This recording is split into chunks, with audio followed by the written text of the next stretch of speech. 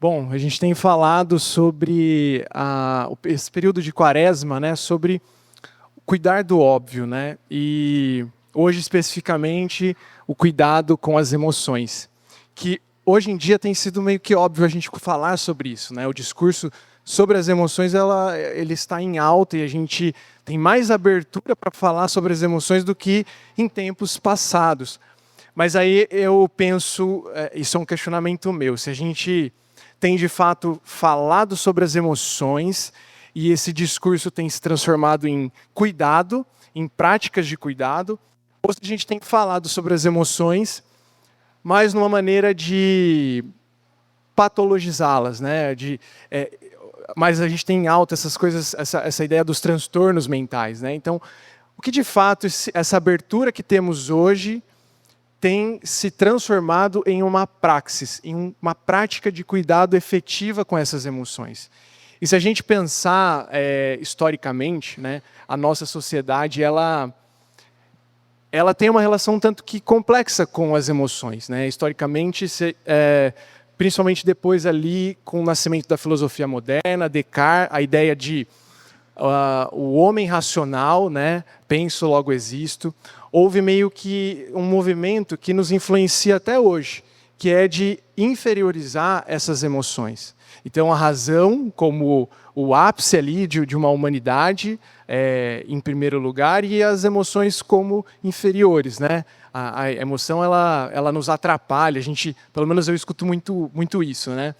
E a gente pode pensar, mas isso é filosofia. Isso não está na vida. Isso é um discurso mais filosófico, a ideia da razão das emoções, ou como o Jota trouxe na semana passada, né? Se a gente for mais para trás ainda, a ideia do dualismo, Platão vai também fazer essa diferença de ideias e matéria, né? Mas isso está na vida hoje, isso está presente no nosso cotidiano.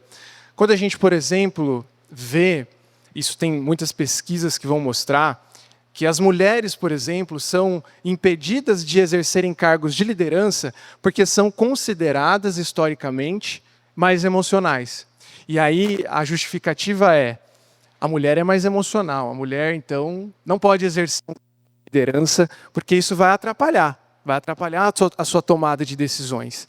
Então, uma ideia de pensar que as emoções são inferiores influencia hoje.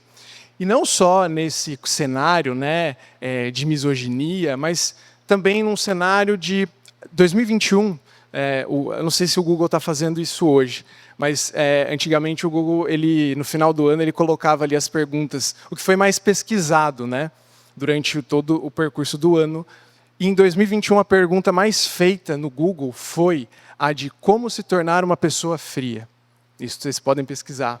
Então, a gente pode pensar, as emoções são tratadas como inferiores, né? Está num lugar de inferioridade em relação à razão, e isso não é só historicamente, isso está presente hoje e influencia sutilmente a nossa forma de enxergar o mundo, de se relacionar com o outro, de se relacionar com a gente mesmo, né?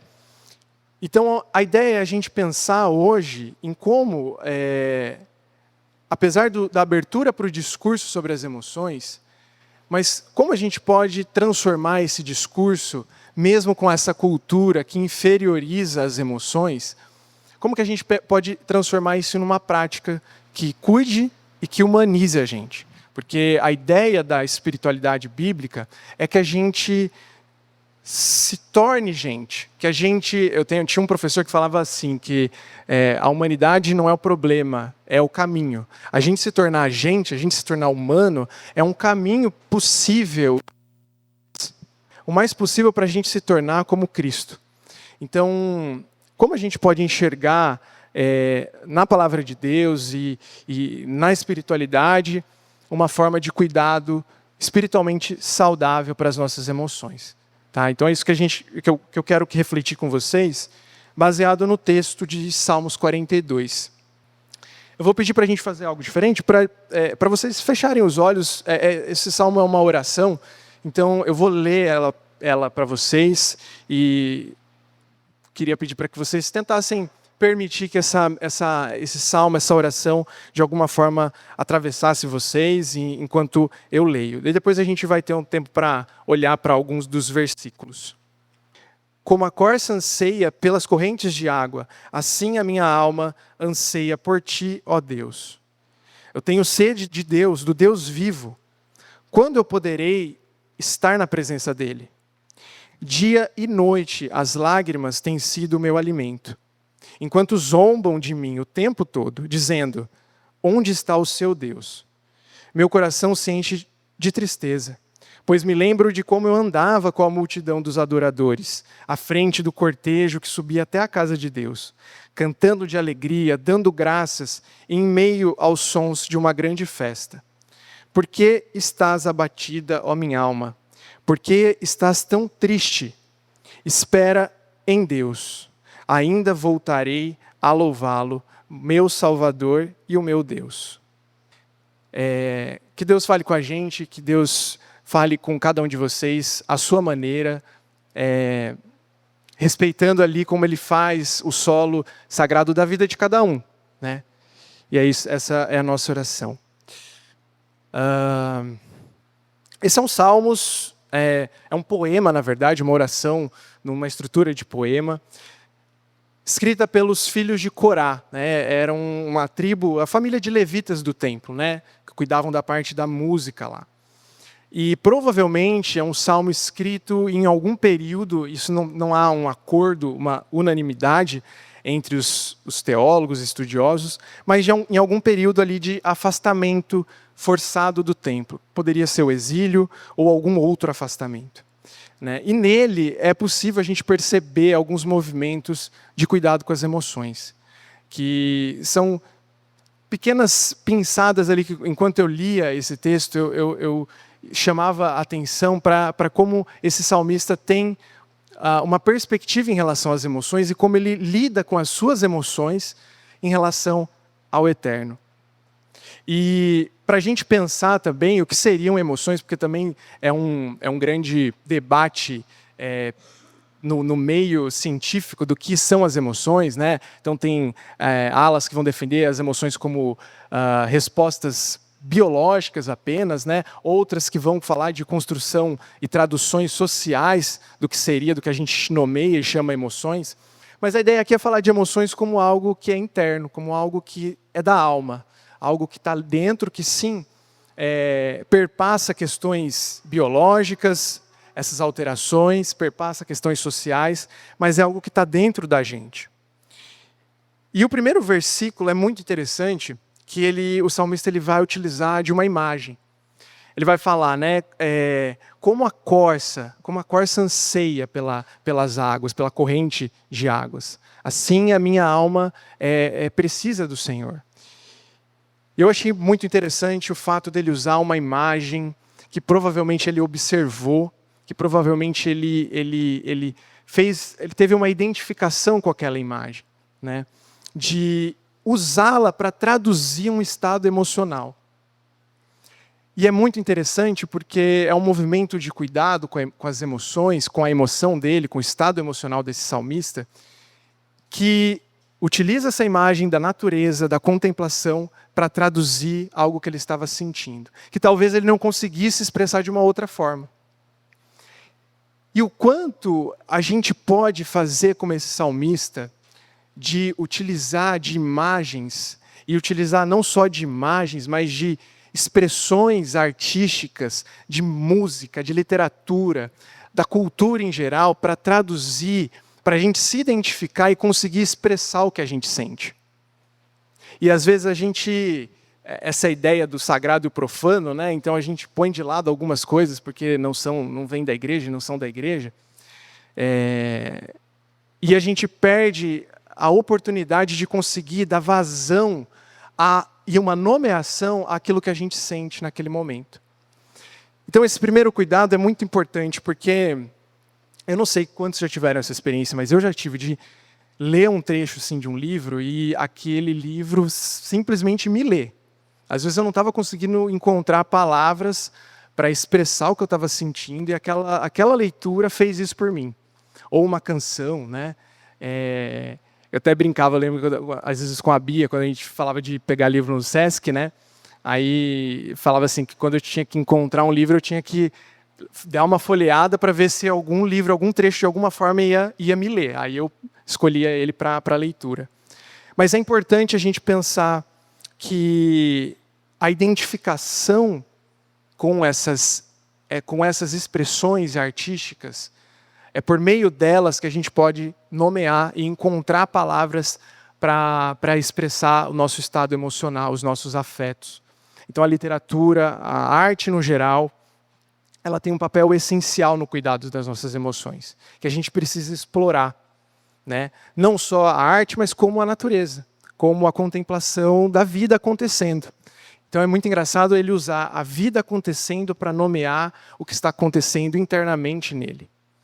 E eu uma vez conversei com um amigo que perdeu o pai, muito jovem, eu acho que muitos aqui conhecem, né? Ele era da igreja, da segunda IPI, e ele, nesse período de luto, foi muito importante para ele ler um livro, que acho que é um diário de um luto, alguma coisa assim, um livro focado para aquele contexto, e a partir disso ele conseguiu dar a borda, dar contorno para aquilo que ele estava vivendo, né? Então, as expressões artísticas, elas nos ajudam de alguma forma a entender que o mundo é grande demais e que existem muitas formas de viver, de amar, de sofrer, de desejar e de sentir. Então, olhar para isso ajuda a gente a cuidar das emoções. Isso é uma prática muito clara aqui nesse salmo, e não é o único, porque a gente vê o salmista usando outros salmos, utilizando esse mesmo recurso, de usar algo que acontece na vida para comparar e fazer essa identificação com esse estado emocional interno. Já no verso 3, surge aqui o salmista falando que alguns zombam dele, né? Algumas traduções vão falar questionam, né? A palavra também tem essa... É uma zombaria, mas é uma zombaria um tanto sarcástica, né? Aquela pergunta que você até já sabe a resposta, e você meio que só pergunta para tirar um sarro com a cara de alguém. Então, essa é a ideia dessa pergunta que fazem para ele. Zombam de mim, questionam a mim o tempo todo, aonde está o seu Deus?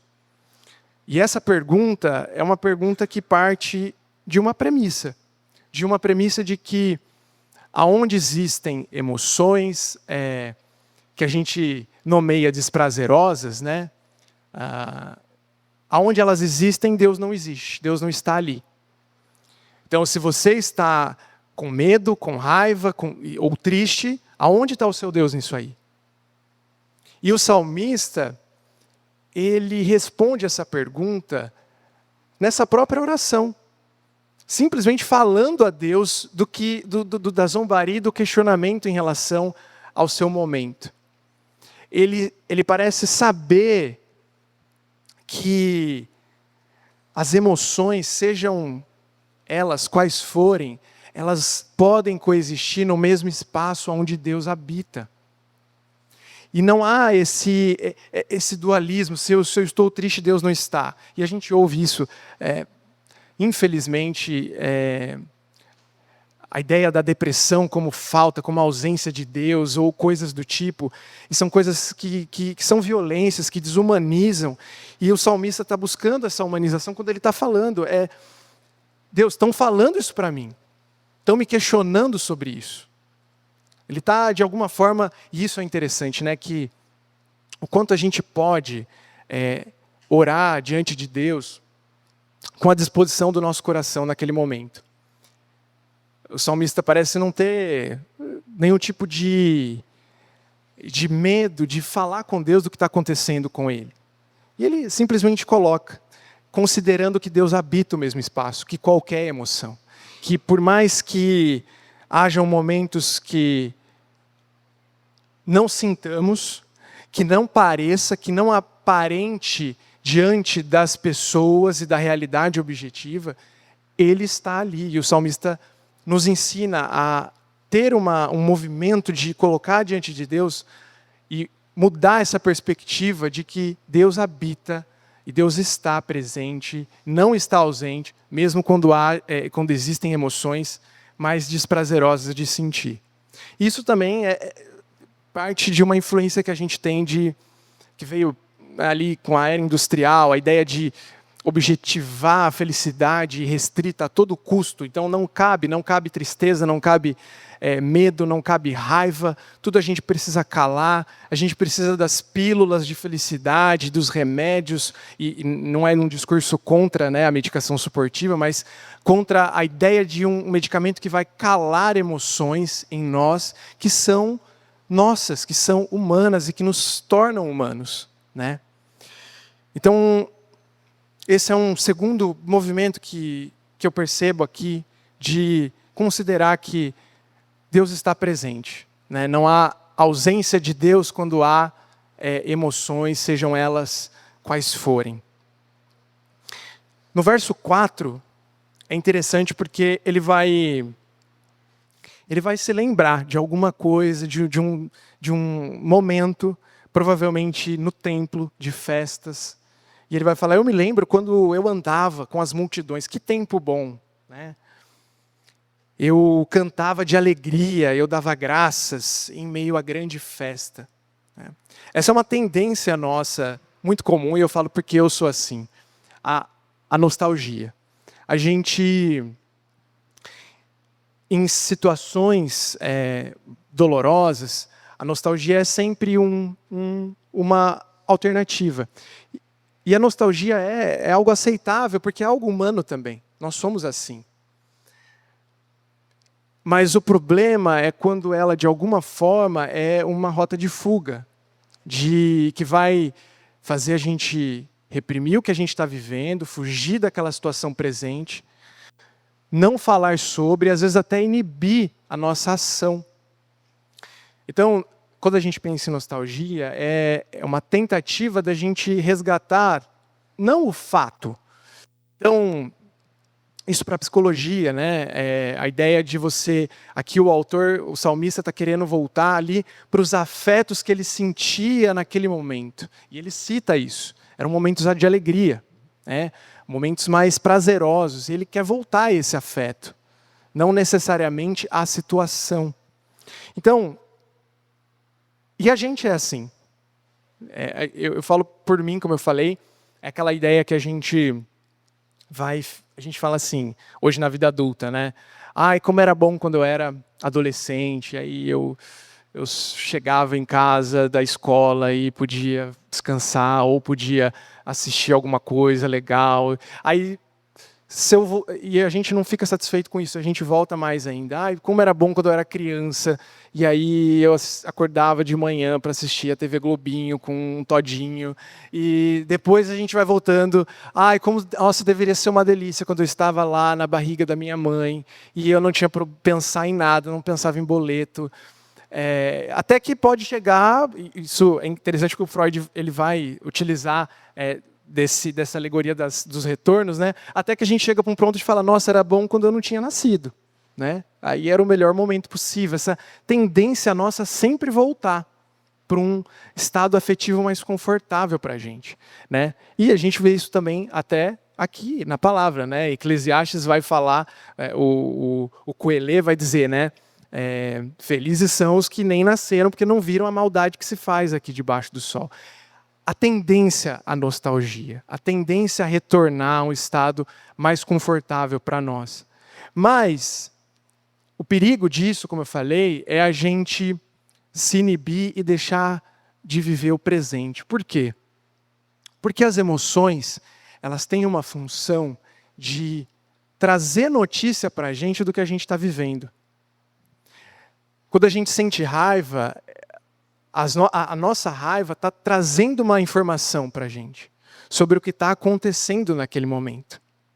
Quando a gente sente tristeza ou quando a gente sente uma ansiedade, né, elas vão, de alguma forma, trazer e podem fazer a gente entender, inclusive, os movimentos de Deus na nossa vida presente. Eu estou muito raivoso, eu estou muito agressivo.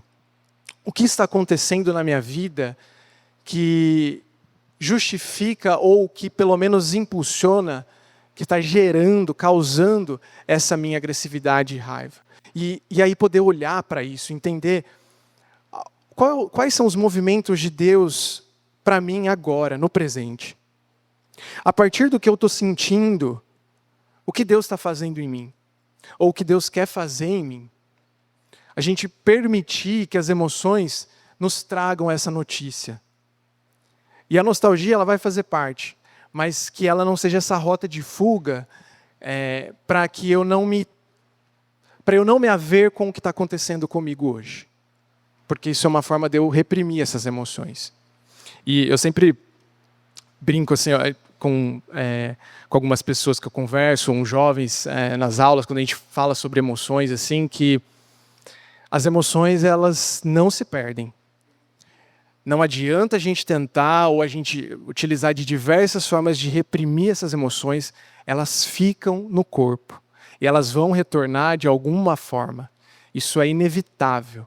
Por isso, reprimir elas sendo a partir da nostalgia, elas vão de alguma forma voltar para nós e de formas ainda mais sofríveis, né? Então, o que Deus está fazendo, o que o Eterno está fazendo em mim hoje, e o que essas emoções que eu venho sentindo estão dizendo para mim, aonde eu estou sendo violentado, aonde eu estou sendo injustiçado para sentir essa raiva, o que eu perdi, o que da realidade tem me afetado para eu sentir essa tristeza, né? E aí no verso 5, o verso talvez mais conhecido desse salmo, né? Porque está abatido a minha alma, porque está triste, ou algumas versões, porque te perturbas, porque está agitada. Né? A primeira, isso é muito interessante, porque a primeira palavra, porque estás abatida, ela tem no hebraico o sentido de curvado, né?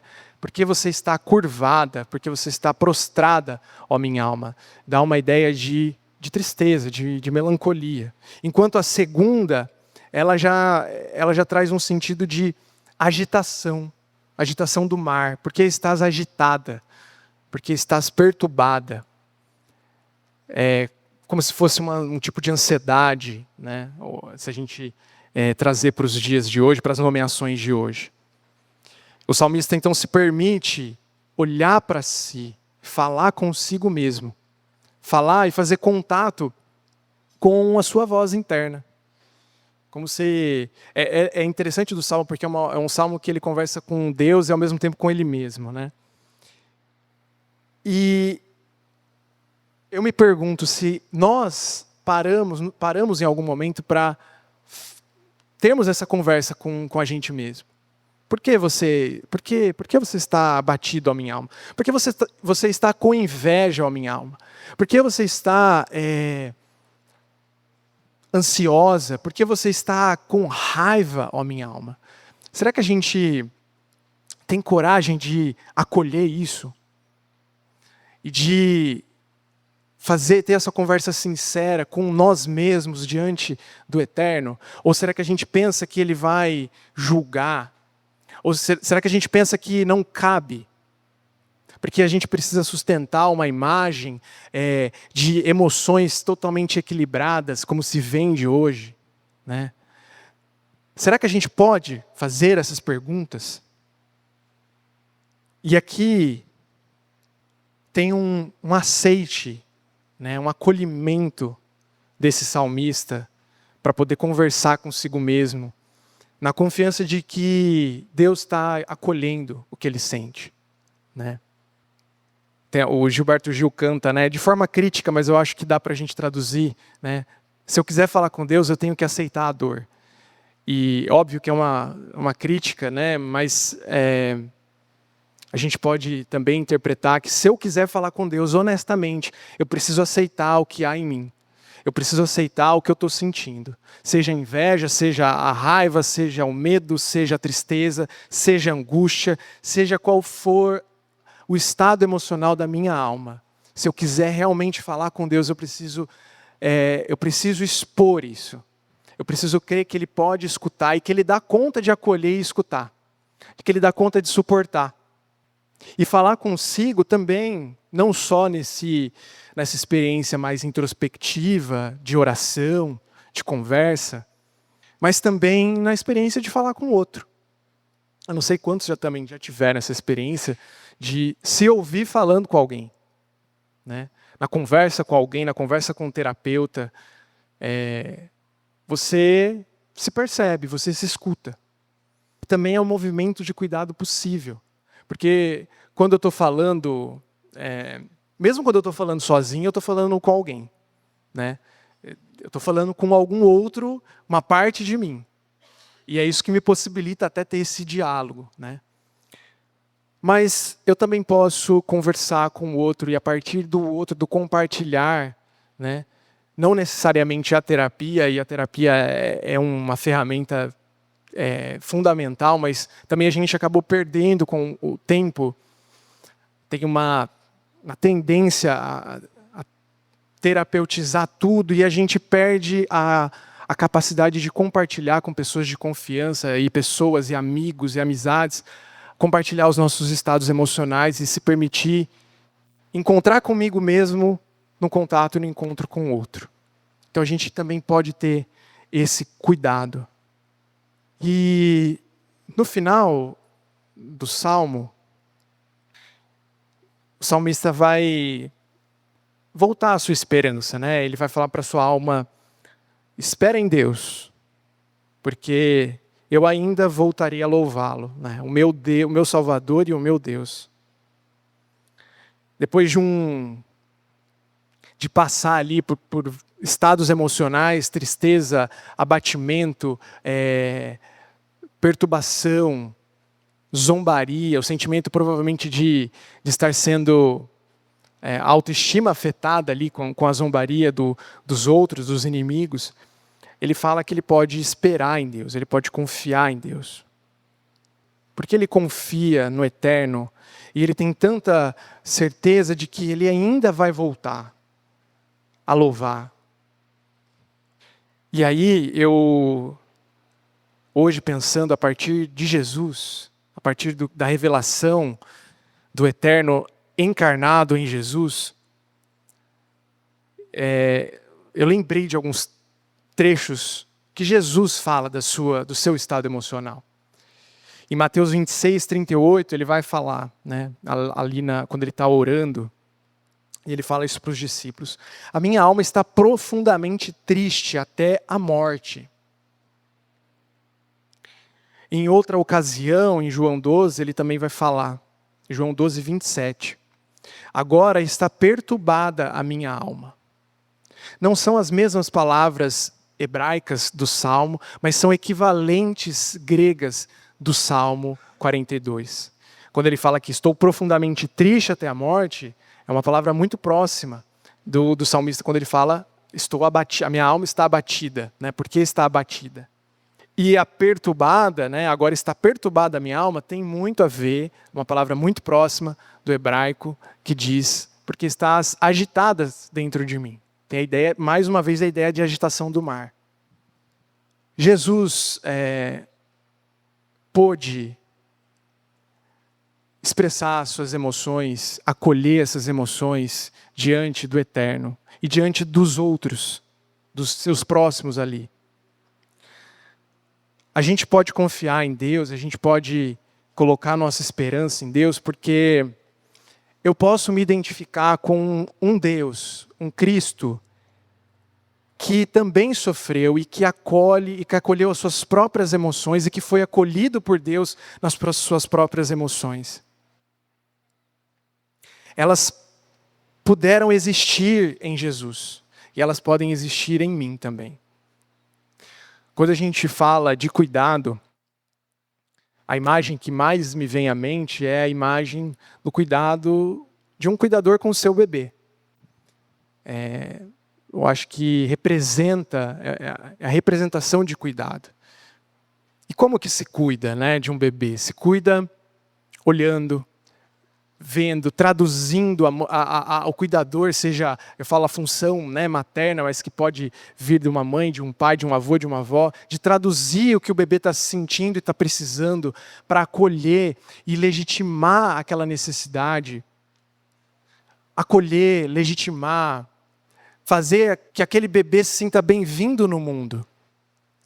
Tem um psicanalista que é chamado Ferenczi, ele vai falar que o papel do cuidador é fazer com que o seu filho, o seu bebê, a partir do cuidado, do afeto, perdoe os pais por terem colocado no mundo. O papel de um cuidador, né, é cuidar de tal forma, olhando, desejando, validando, legitimando, acolhendo,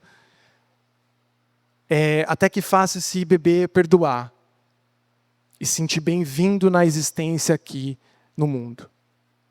Esse é o cuidado que Deus, que o Eterno tem com a gente.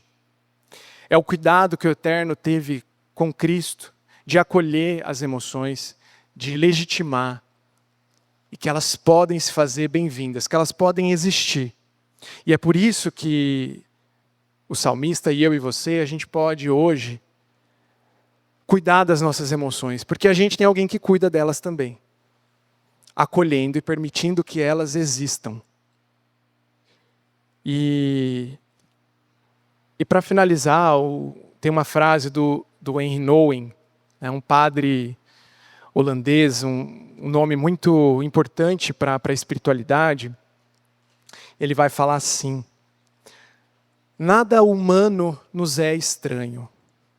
Nenhuma alegria ou sofrimento, nenhum modo de viver ou de morrer. Tudo isso pode existir. Então, um movimento de cuidado com as emoções que a gente aprende nos Salmos, que a gente aprende em Cristo, e que a gente pode confiar que o Eterno está cuidando de nós, é esse movimento da gente permitir que as emoções existam.